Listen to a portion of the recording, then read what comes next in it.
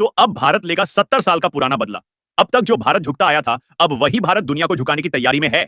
वो कहते हैं ना, दुनिया झुकती है, बस झुकाने वाला होना चाहिए। चीन भी झुकने के लिए तैयार था, बस भारत को एक सही नेतृत्व की जरूरत थी, और वह नेतृत्व अब मिल चुका है। जहां एक तरफ भारत संयुक्त राष्ट्र सुरक्षा परिषद में परमानेंट सीट और वीटो पावर के दहलीज पर खड़ा है, वहीं दूसरी तरफ चीन और पाकिस्तान इसे रोकने के लिए हर संभव चाल चल रहे हैं।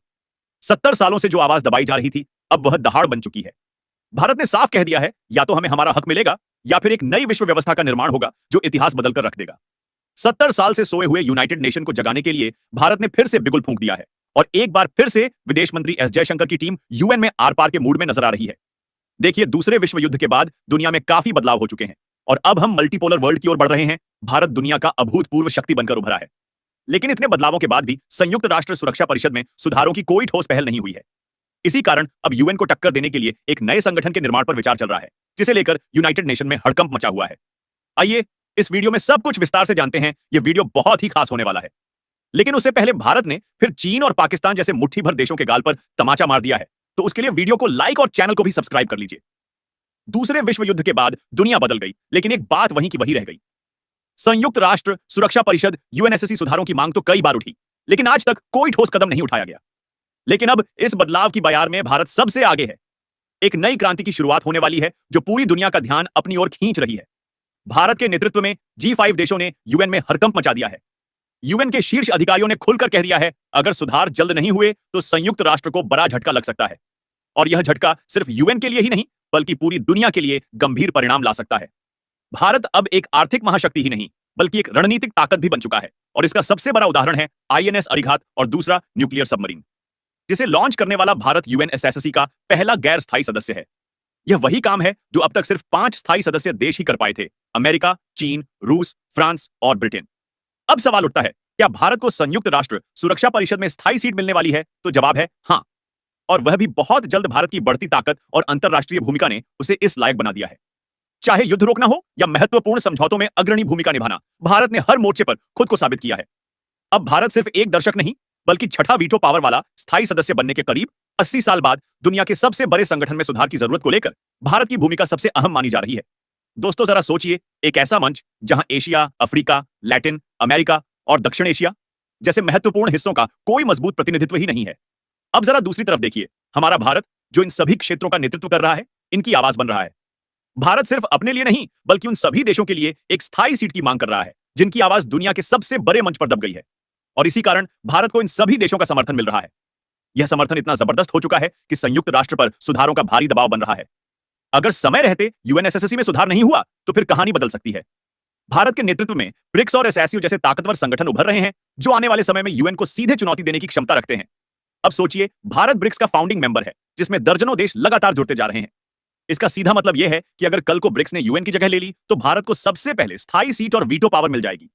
यही नहीं, अगर ब्रिक्स और एसएसयू ने मिलकर एक शक्तिशाली गठबंधन बनाया, तो फिर G20 और यहां तक कि संयुक्त राष्ट्र को भी अपनी स्थिति बचाने के लिए संघर्ष करना पड़ेगा। अब मेरी बात ध्यान से सुनिए, क्योंकि सितंबर में एक ऐसा बड़ा फैसला हो सकता है जो भारत की वैश्विक स्थिति को पूरी तरह बदल देगा। सितंबर का महीना बेहद खास है, क्योंकि न्यूयॉर्क में स्थित संयुक्त राष्ट्र मुख्यालय में आम सभा की वार्षिक बैठक होने वाली है। और इस बार यह सिर्फ कोई साधारण बैठक नहीं है, इस बार यूनाइटेड नेशन रिफॉर्म पर गंभीर बहस होने वाली है। सबसे अहम बात यह है कि इस बहस में नए परमानेंट मेंबर और वीटो पावर देने पर भी चर्चा की जा सकती है। अब तक भारत के वीटो पावर को लेकर कई सवाल उठाए जाते थे, लेकिन इस बार सबकी नजरें इस पर टिकी हैं कि क्या भारत को आखिरकार स्थायी सदस्यता मिलेगी। मजे की बात यह है कि शुरुआत में अमेरिका भारत को वीटो पावर देने के लिए ज्यादा इच्छुक नहीं था, लेकिन अब हालात बदल रहे हैं। चीन के बढ़ते प्रभाव को रोकने के लिए अमेरिका और ब्रिटेन दोनों ने मिलकर भारत का खुला समर्थन करना शुरू कर दिया है। दरअसल यह रणनीति है चीन को काउंटर करने की है, क्योंकि अगर भारत को वीटो पावर मिलता है, तो यह पूरी क्षेत्रीय ताकत को संतुलित कर देगा। और सिर्फ भारत ही नहीं, बल्कि अफ्रीकी देशों की भी आवाज अब बुलंद हो रही है। हाल ही में सियारा लियोन के राष्ट्रपति जूलियस मादा बायो ने अफ्रीका के लिए 2 स्थायी सीटों की मांग फिर से जोर शोर से उठाई है। इस बात से साफ है कि यह यूनाइटेड नेशन की बैठक अब एक ऐतिहासिक मोड़ ले सकती है, जहां भारत और अफ्रीका जैसे उभरते महाद्वीपों की आवाज को आखिरकार सही मंच मिल सकता है। तो दोस्तों, आपको बता दें कि इस वक्त संयुक्त राष्ट्र की अध्यक्षता सियरा लियोन के पास है। अब आप सोच रहे होंगे कि इससे क्या फर्क पड़ता है। तो फर्क यह है कि जब भी सियरा लियोन की तरफ से कोई बयान आता है, तो वह सीधे सीधे यूएन में बड़े बदलावों की घंटी बजा देता है। और इस बार भारत ने भी यूएन को सीधे चुनौती देने का फैसला कर लिया है। सलाह और मशवरे का द्वार खत्म हो चुका है।